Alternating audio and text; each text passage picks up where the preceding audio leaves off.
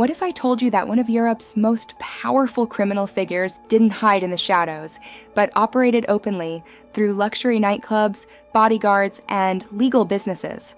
What if I told you that German police, European intelligence agencies, and international prosecutors all knew his name, yet stopping him took decades? This is not a Hollywood movie. This is not fiction. This is the real story of Necati Arabaci, a man whose name became synonymous with violence, intimidation, and organized crime across Germany, the Netherlands, Spain, and beyond. And it all started with one brutal, shocking case that exposed a criminal empire hiding in plain sight.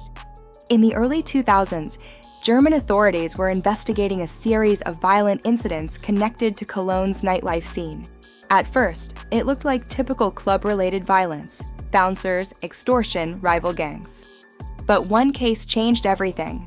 A young man was kidnapped, brutally assaulted, and mutilated. The message was clear: this was punishment.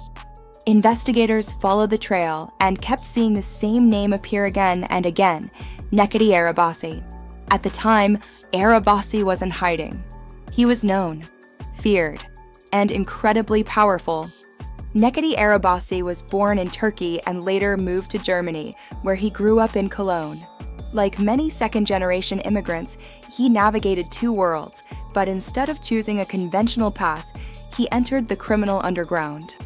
By the 1990s, Arabaci had positioned himself as a dominant figure in what German police would later describe as organized, hierarchical, and extremely violent criminal structures.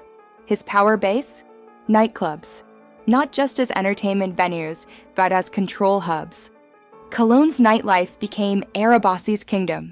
Clubs under his influence weren't just places to party, they were tools for money laundering, for extortion, for drug distribution, and for violent enforcement. Bouncers answered to him. Club owners paid protection money.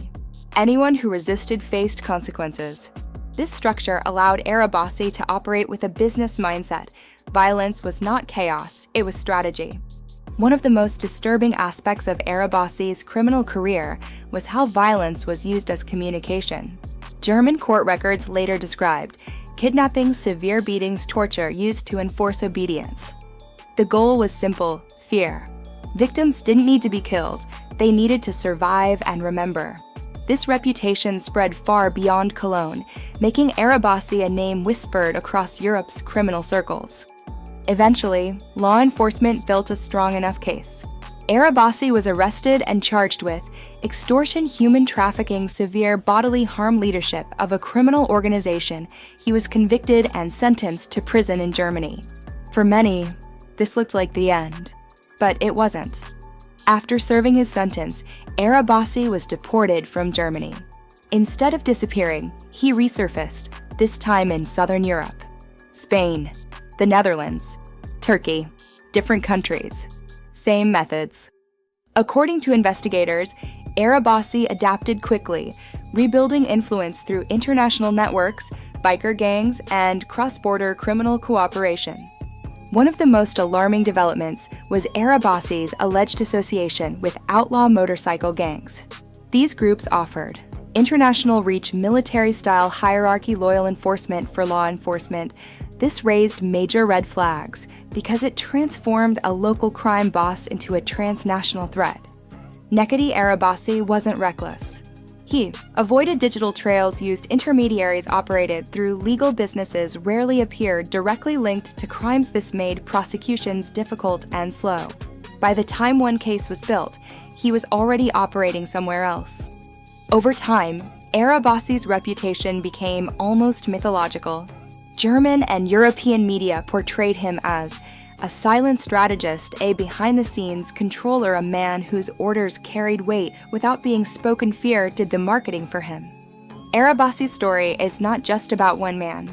It reveals how organized crime adapts to borders, legal businesses can mask illegal power, violence is used strategically, not emotionally. His case became a blueprint for how modern criminal empires function in Europe. Authorities remain tight-lipped. Reports suggest continued monitoring, ongoing investigations, and international cooperation. But one thing is clear: even years later, Necati Arabaci remains a symbol of how difficult it is to dismantle organized crime once it embeds itself into society. The most terrifying criminals are not the loudest ones. They are the ones who blend and build systems and let others commit violence in their name. Necati Arabaci didn't just control clubs. He controlled fear. And that may be the most powerful currency of all.